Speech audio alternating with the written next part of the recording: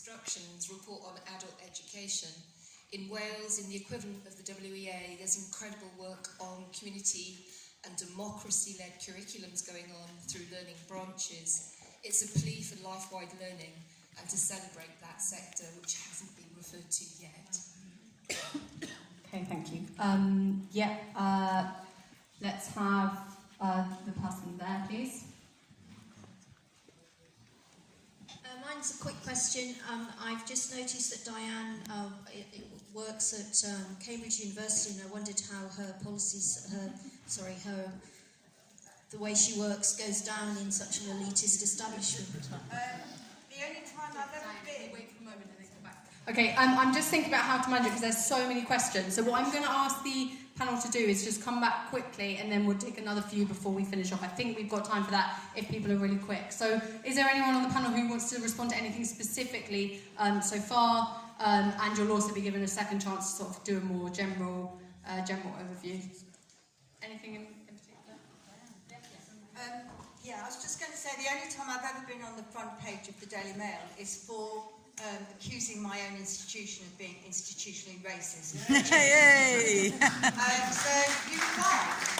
But I'm sure it's very, very hard work to get any change whatsoever, which is why I want a comprehensive higher education system, which is not hierarchical, where all universities have equal status. So basically, not just abolish Eton, but abolish Cambridge and Oxford too.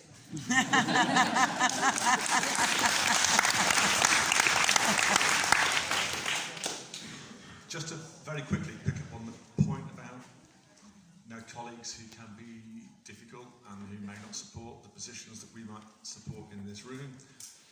And that reflects where we're at in this system now and the success, to an extent, of the movement that I've been talking about. And, it's going to be really difficult to turn that around. But it can't be done at a high level only. It's got to be done, actually, in the daily conversations that happen between colleagues in classrooms, down corridors, in staff rooms where they exist. And we've got to give ourselves and each other the confidence to have those conversations. And in a sense, to stop normalising the unacceptable. Because that's what the system that's where it's got us to the point, is the unacceptable has often become normalised. You've only got to look at the off-rolling issue.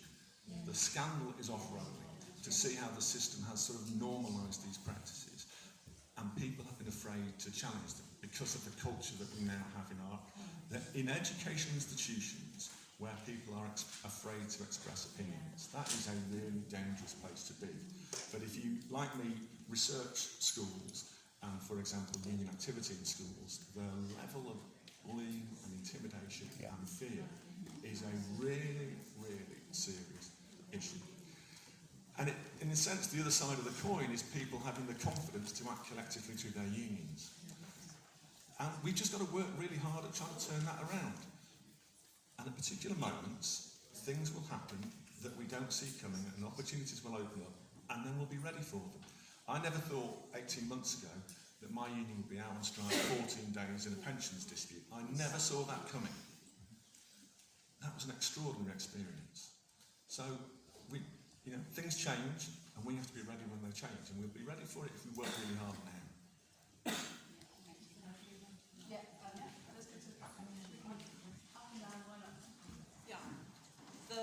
The thing that is really different, I would say now, although I came to university as an older person to study and now I teach, is the younger generation. There is a huge generational shift that is extraordinary, and that is my only joy. Otherwise it's the worst prison camp ever. It's not the killing machine, right? You're just right there at the center of this fabrication of this. And so all the black and brown kids, all the lefties, I find them all the students. And they mobilize, they organize. There's two things I wanted to talk about. And, so you were saying, well, the union, we got a really strong union going over the pension strike. And Howard mentioned that. And we said we're going to reverse this. But what we did was something, there's a different language for it today, because it was like, obviously, you know, Palestinians are trade unionists. We were members of lots of unions, so we just go in and that's how we work. But it was to work with the students because you could see what the right-wing press were doing. It was, you know, they have to pay fees, the teachers, you could see that about to happen. And they were saying, oh yeah, intersectionality. And I was like, isn't that just solidarity? But, you know, that was extraordinary. Because what I find is give the floor, give the space. If you want to break hierarchy, you give the floor and the space to the young generation. And that's what I try and do all the time. And also with Prevent, it's the same thing.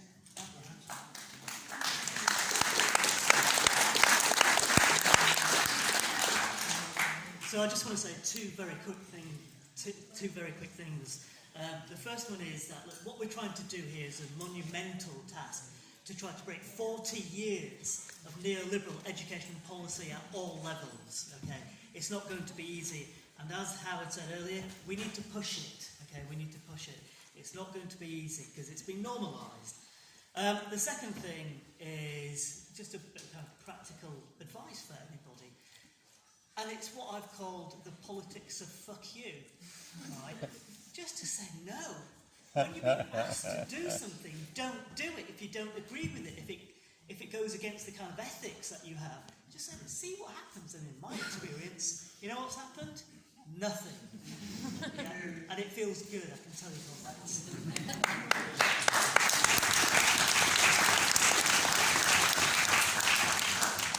Okay, fantastic. I think a couple more points from the audience, particularly if anyone's got any actions as well, that they, like ideas of things people could do, that'd be really fantastic. You've been waiting for ages, so yeah. Sorry, I've got an action. I've got two actions actually. I'm actually on the NEC of the UCU union. I represent disabled members in further education, but I want to say one very quick thing. The strikes in the USS did not only create a real challenge, they also created a real reaction from the top down.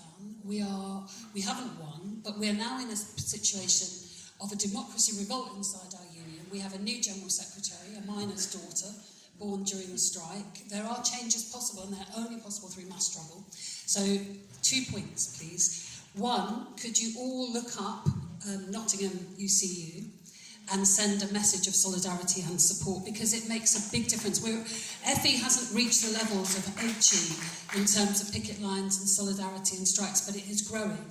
And you sending messages and you getting involved and you coming to the public meetings creates a different atmosphere. It makes people feel hopeful and part of a community. It gives strength to resist bullying. Second point, we have had a revolt around disabled members. We are always excluded.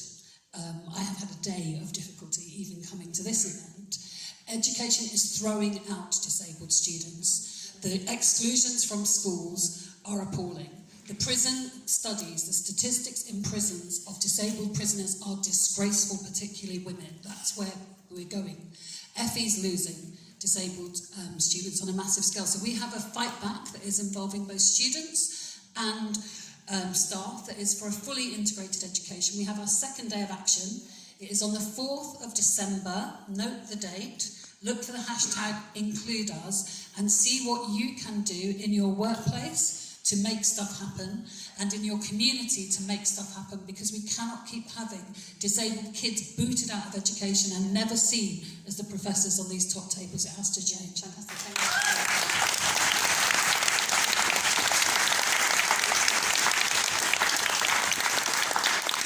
I think this is going to have to be the final point, and it's going to have to be really quick. Can I take the person there in the sort of more in the middle as the person I saw first? Yeah, you. Okay, so this question is to anybody really, but mostly to Alpesh. So Ramsey has been mentioned a lot, and seeing that these kind of non-coercive techniques of exertion. Sorry, shall I speak up? Yeah, just shout, please. Seeing that Ramsey has been mentioned a lot, and his non-coercive exertion of hegemony by the state in this country have been very successful, at least in comparison to other countries in the periphery, where perhaps measures more militaristic measures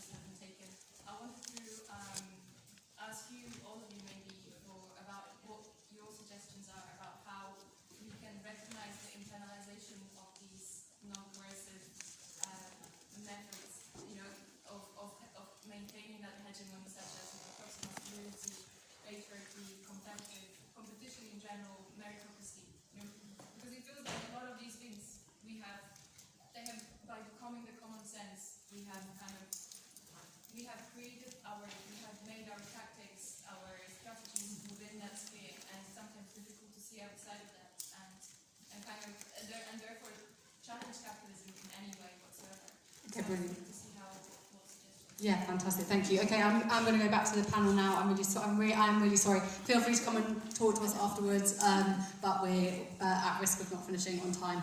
So a minute each to everyone on the panel to wrap up would be fantastic. I will start at this end with Howard. Oh God, you know what? I knew you were going to do that, and my mind has sort of gone completely blank about this. And look, what I take away from today is a real sort of appetite to talk about these ideas, a recognition of the scale of the challenge, which is not something that we're always very good at. You know, that whole pessimism of the intellect is about facing up to the realities. But what we also need to do is have that optimism and will, to be able to articulate hope. And in a sense, what the USS dispute did was give me hope in a way that I haven't experienced in a long time. And that then opened up the possibility of asking really important questions about who runs our university and why and how, and marketisation. And I think it's about how do we connect that intellectual work with those everyday grievances. Action, activism, ideas work. We need to connect these things much more effectively than we perhaps do. Yeah, okay.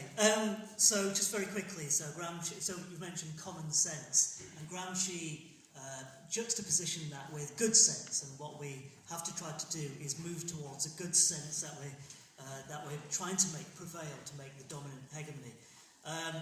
And there's two ways, very quickly. One is to work in the small spaces, or the cracks, as John Holloway called it. Just work in those cracks, because, you know, whilst we've got surveillance, they don't control every aspect of our time, you know. Work in those cracks, do something radical.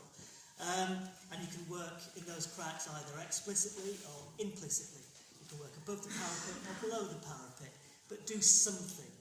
That's the point. Doing something together is also really, really important. And one of the things that I get my students to do is simply to reflect on the system. Who is it working for? Do you feel good in the system, or do you feel alienated? Do you feel as though you are socially mobile? Well, if you are, you're mistaken, because you're more likely to be socially mobile downwards than upwards. You know, just kind of putting these things out. And these are just to kind of create what Howard has called countering the dominant hegemony, or counter-hegemony. And I think we've all got to do this in every aspect of life, not only in our workplaces, but in arenas like this, but also in our social lives too.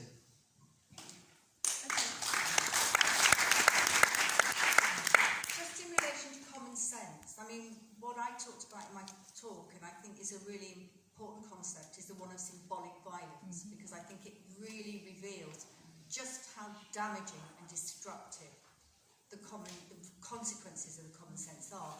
But I was a reception class teacher for 20 years, and what I tried to establish there with my colleagues was a culture of collegiality, cooperation, nurture and love. And I think that when people criticise me, they say, well, you know, what's going to happen with the middle and the upper classes? You're never going to bring them on board. But I think we live in a deeply, deeply unhappy society, and English children are the unhappiest in the international league table in terms of their experiences in school. So I just think we need, as I say, a lot more collaboration, but also a lot more love. It's going to be more difficult at the university level.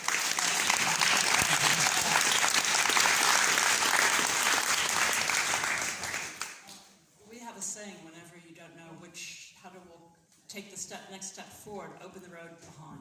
And there's something about a tradition of radicalism in this country which is extraordinary, extraordinary. And I was very minded of you just talking about what you were doing before Thatcher, and these kinds, I mean, when we became refugees after 48, the UN ran the schools, and we were dispossessed, but when the revolution came, everybody was teaching, and my parents' generation were teachers, but when the revolution came, we started cater schools, which were after school, which taught the values, the virtues, the respect, the dignity of our beings. So there's always that thing about hegemony. You know, we can look at what they're doing and we have to understand what they're doing. But actually, it's about putting the sovereignty back on the popular level and treating everyone with that love and respect. And that is, especially in Cambridge, truly revolutionary.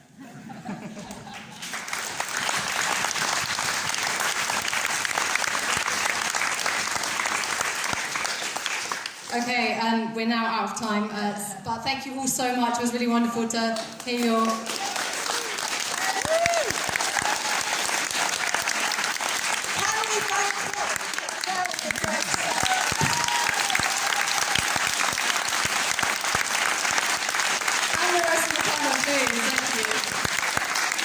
There is an announcement from, there's two announcements now, so I'm going to pass over the mic for those.